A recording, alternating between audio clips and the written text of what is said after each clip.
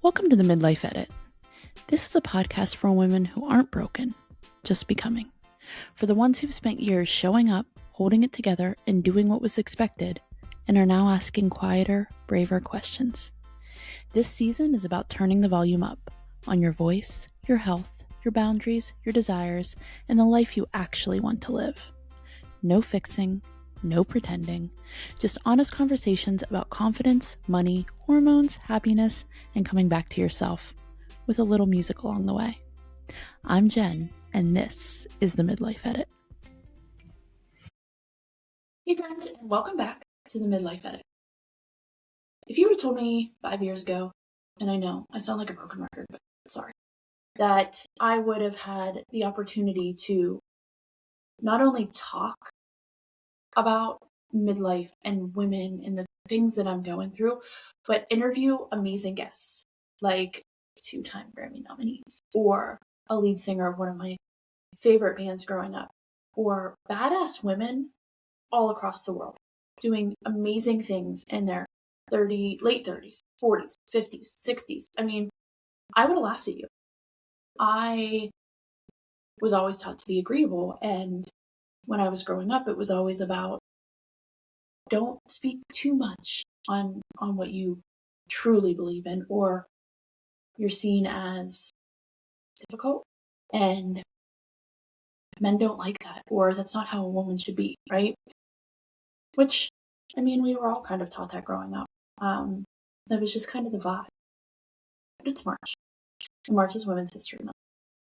And I'm actually recording this on Sunday, March 8th, so it is International Women's Day, so happy International Women's Day to all you badasses out there.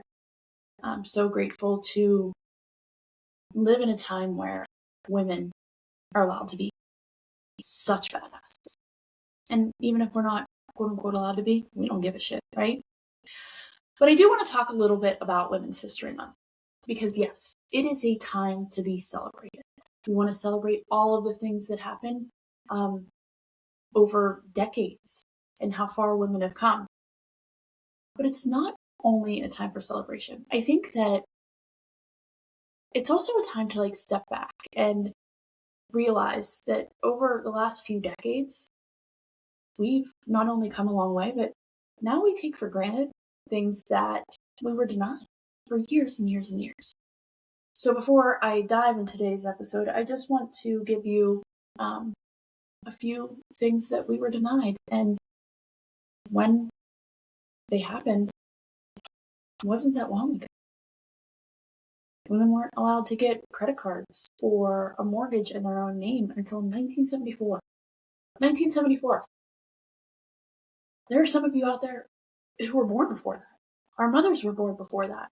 You know, up until 1974, you had to have a husband or a father co-sign any kind of credit for you. It's not ancient history, friends. The Equal Credit Opportunity Act was established in 1974. So before that, if you didn't have a husband or a father that would co-sign for you, you weren't able to buy a house. But not even buy a house. You weren't even allowed to get a credit card.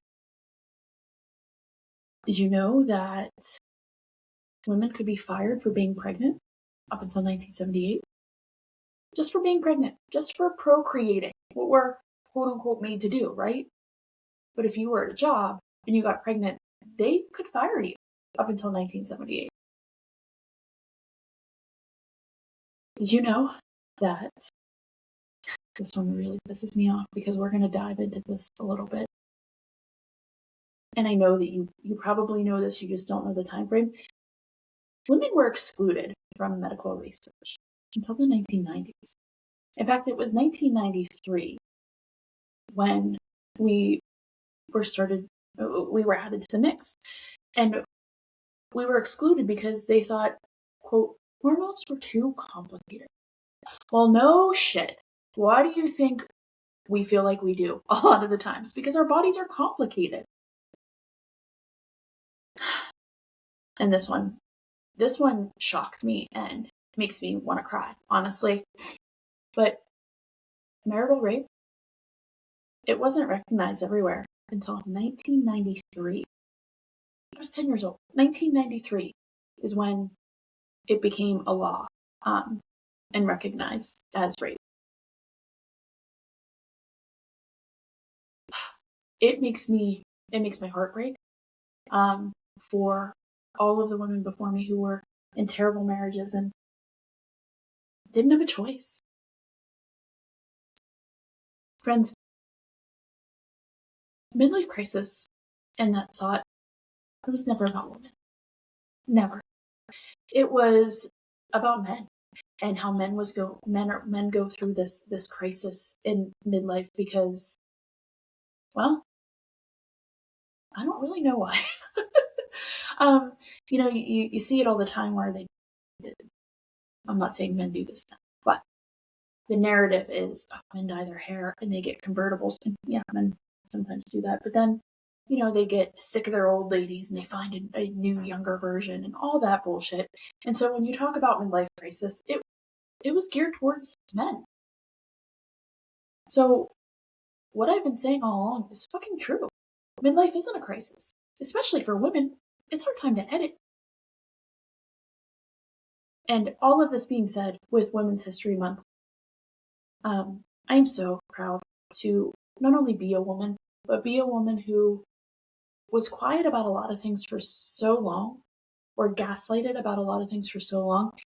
And now in midlife, my edit is finding my voice and talking about it and making sure that other people understand that it's okay to speak up. Progress only happens when women start asking the right questions, when we start pushing. So if you're out there and you're pushing and you're asking the questions and you're standing up for what you believe in, I'm so proud of you. If you're out there and you are scared shitless to do that still, I just want you to know that it's okay. But it's time to stand up for yourself in more ways than just that. I want to talk about the medical research part. Because this is something, I feel like women have been lied to about their bodies and about life for decades and decades and decades. I really do.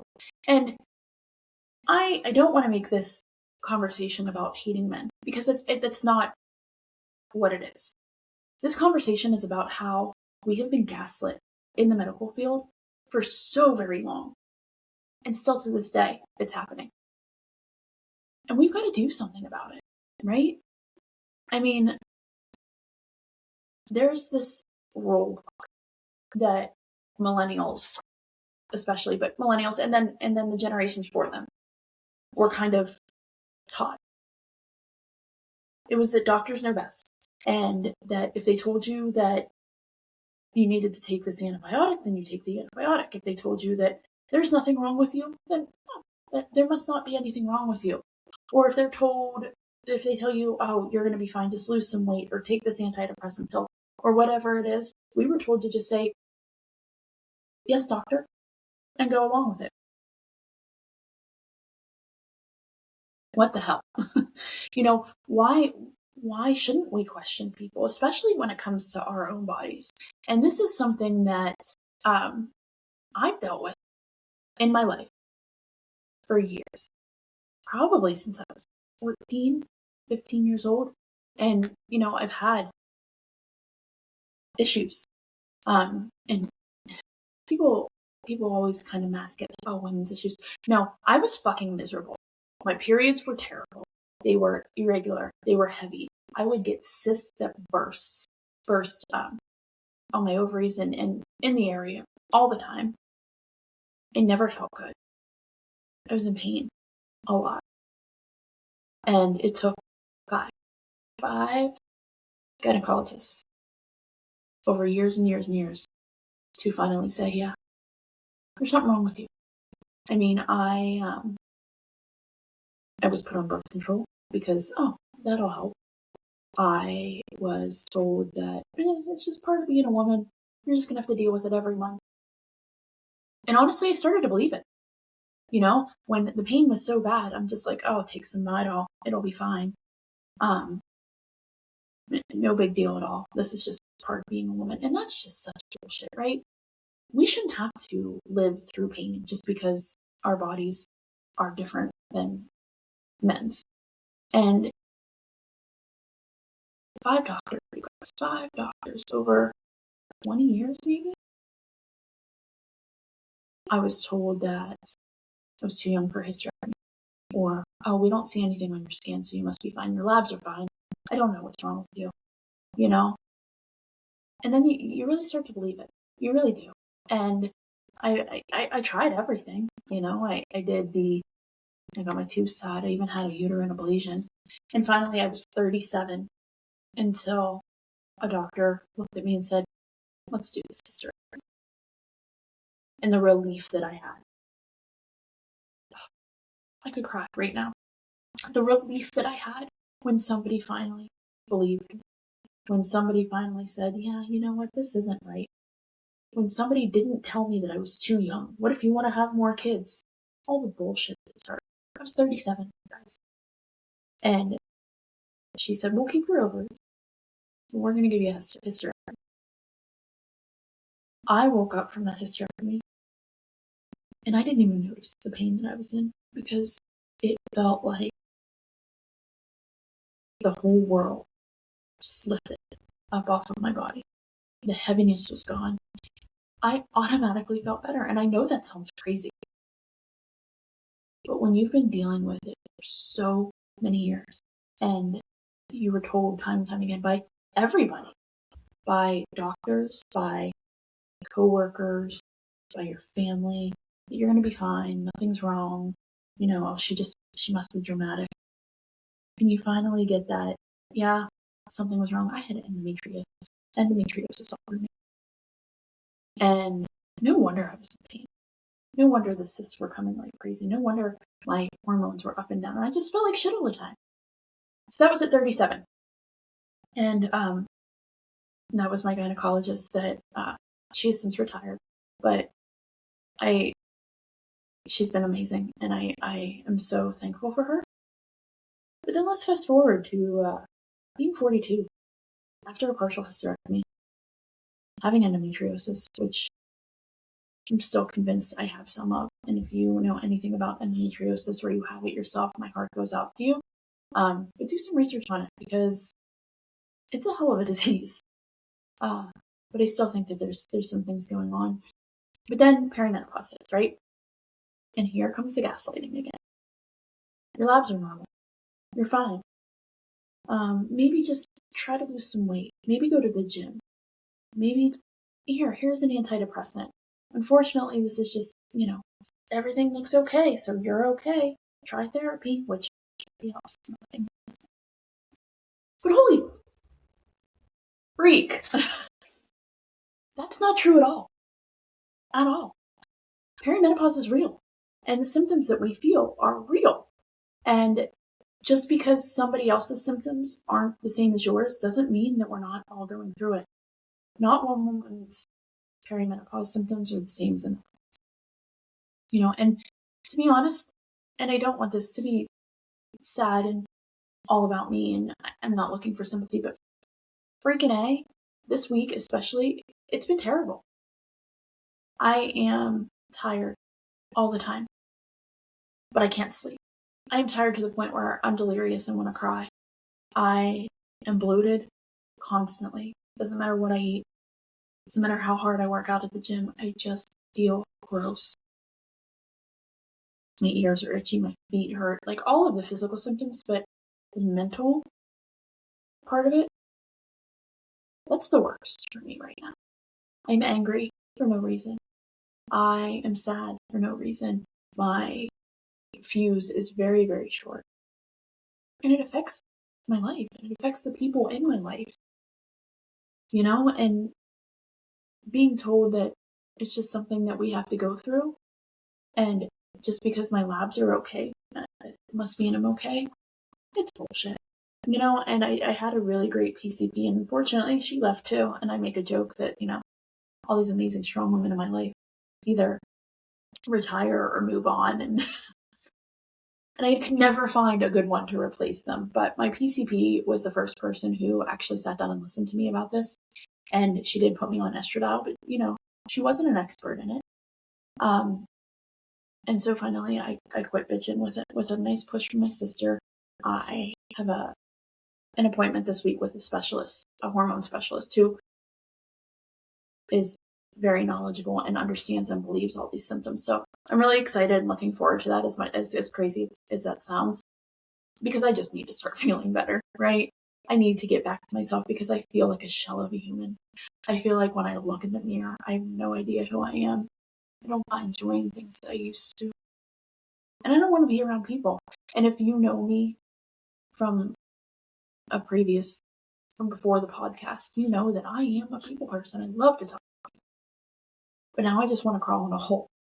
So, that being said, and again, this isn't a pity party. I don't want sympathy. I'm just trying to tell you that, like, if you're feeling these things, you're not alone. This is real.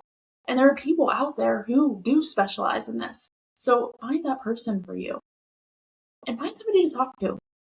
Because my husband, he's amazing. And, I'm not saying this to brag because I am not, but I have a beautiful life. I have a life that I didn't even dream that I could have. And when you are in the thick of the perimenopause symptoms and all of this stuff starts happening to you, you don't realize how good you have it because everything just sucks. But my husband is very understanding. He is very patient with me, God. But he doesn't get it, right? He's not a woman. He doesn't understand why I want to rip somebody's face off 2 minutes after I was just laughing at something hysterical. So find a person that you can talk to, whether it's a therapist or a doctor or your mom or your sister, but don't go through it alone because it's tough. But let's talk about the rule book on other things too. We said doctors know best, but what about HR? We were always told HR protects employees, or work really hard and stay in one job all your life and you'll get rewarded, no matter how miserable you are. Or be low maintenance because nobody wants high maintenance, or be quiet, be agreeable. Don't talk about things like politics or all these hidden things going on in the world. As I'm talking to women all across the world and the country and everywhere, I'm finding out a lot more of things I didn't know about, things that women are being suppressed upon, or, we live in a shitty political climate right now, but a shitty world.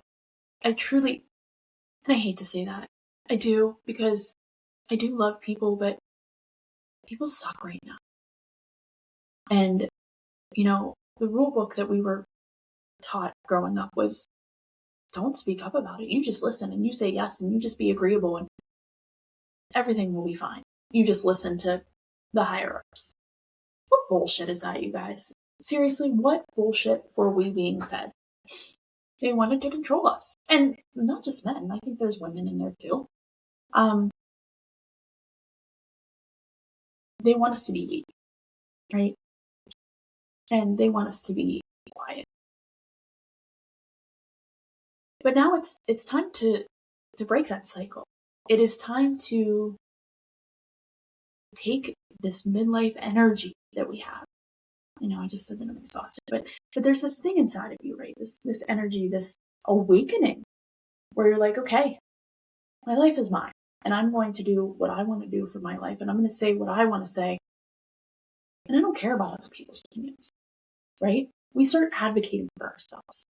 We get new careers, even though we were told you work one job for the rest of your life and then you retire and then what, you die? No way. There's so many women now who are either changing careers or starting the workforce in their 40s. And it makes me so proud because we're going after passions and we're going after things that we love. And I'm really proud to be a woman, especially a woman in 2026. But then you have identity shifts, right?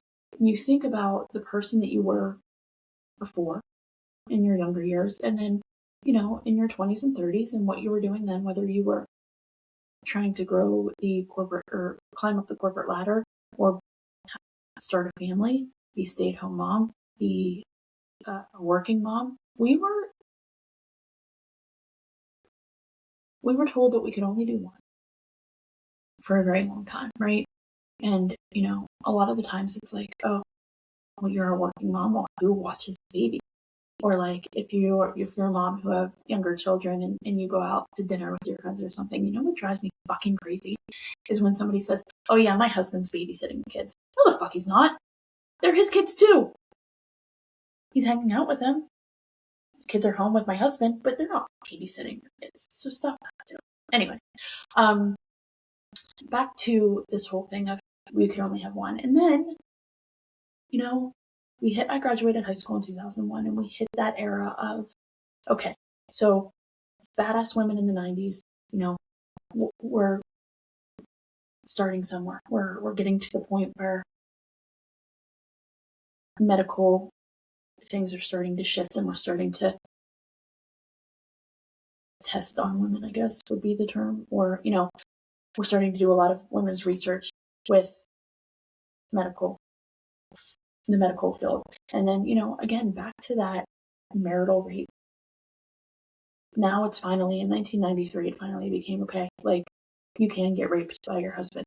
But also, then you have, and if you listen to my episode last week with Tracy, she talks a little bit about the music industry in the 90s, and they still had to fight. Women, not only in the 90s, we're still fighting right now for equal everything, right? Because women aren't paid fairly still to this day. But we had a lot of badass women come up in the 90s, especially, in the music scene where we were angry and we were talking about it and we were singing about it and we were telling the world how fucking angry we were. And then fast forward to the 2000s, all of a sudden, there's this shift and it's the girl boss era. And you can have everything. You can have it all. Can you? I mean, we like to say that, but were we told that just so that we would shut up? Because, yeah, you can have a lot of things, but you're never going to be able to give 100% to all the things that you want to have. A career and a family and friends and hobbies and everything else. It's okay to give a little bit more of yourself to one than the other at different times, because having it all also meant you didn't fucking sleep and you were just constantly on the go.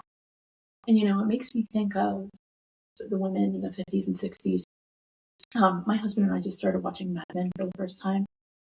Honestly, it's really difficult for me to watch because misogyny in that show, and I know that's how it was back then. Holy shit! Like, I just want to wring these men's necks through the TV, but it's also eye-opening to me.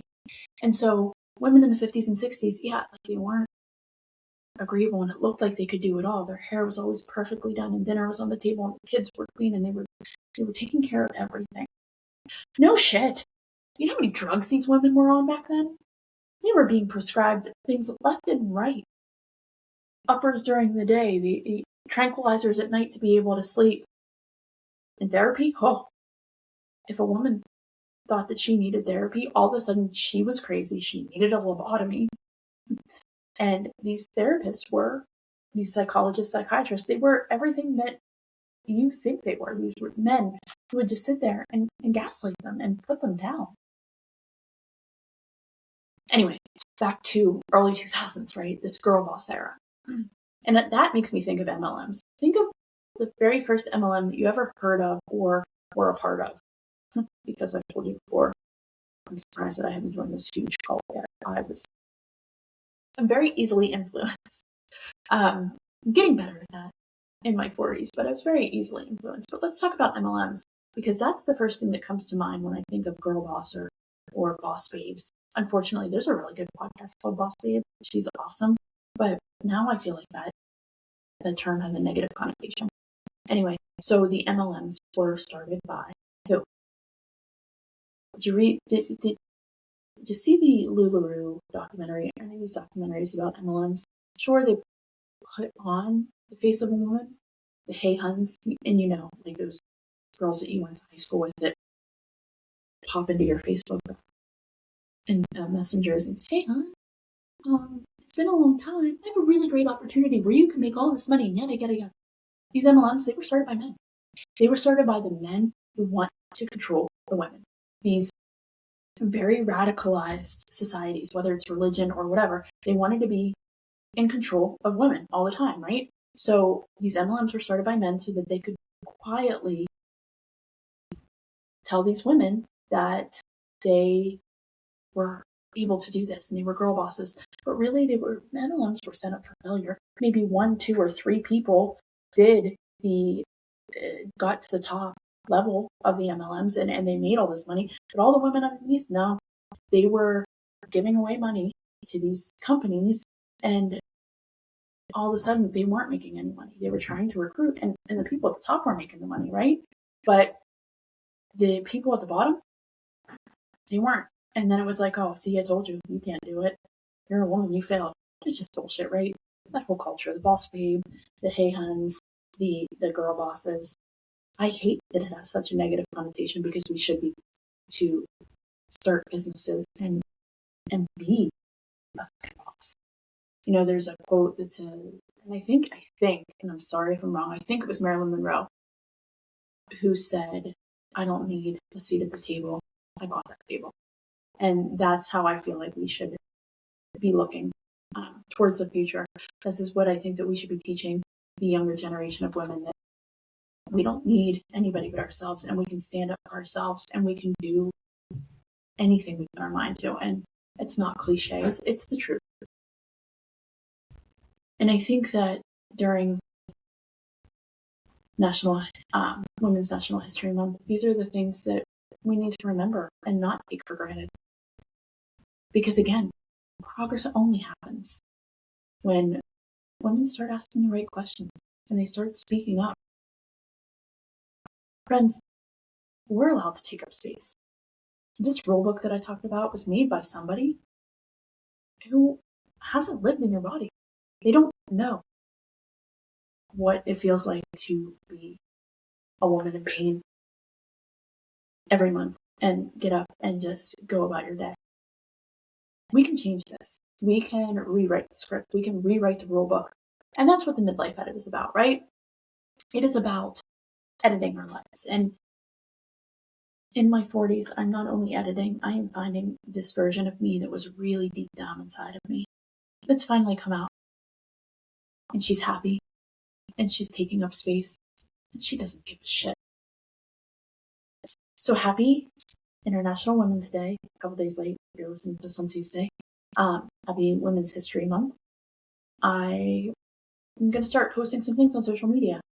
Those little, did you know, until 1974, all those little fun facts. And I hope we spread the word. I hope we stay angry. I hope that we stay angry to a point where we're going to change the world, because we need to. We need to keep talking about it. We need to not sit back and be agreeable. We need to know that we can change. We can change ourselves. We can pivot. We can edit.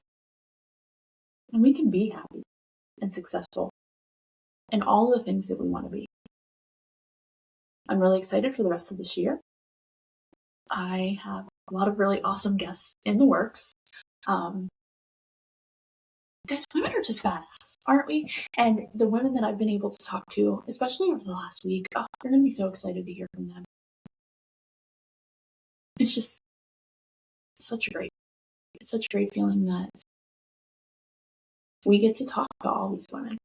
So anyway, before I start crying and go off on another tangent, if this or any of the episodes have resonated with you, make sure that you subscribe and you share this with somebody. Like, follow, comment, do all of the things, because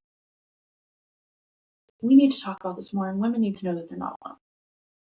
And that's all I want in life, is just to have this really great tribe that knows that we're all there for each other. So make sure that you're speaking up. And until next week, this is the Midlife Edit. Let's make it a damn good chapter. You've been listening to the Midlife Edit. If something in this episode stayed with you, I hope you sit with it, not rush past it. Because this season is about listening to yourself and to what's quietly asking for more. If you want to stay connected between episodes, you can join the Backstage Pass. That's where I share behind-the-scenes notes, playlists, and things that don't always make it onto the podcast. You'll find the link in the show notes. And if this episode resonated with you, it would mean so much if you'd subscribe, rate, and leave a review. It's the easiest way to support the show and help more women find it. So until next time, turn the volume up, and let's make it a damn good chapter.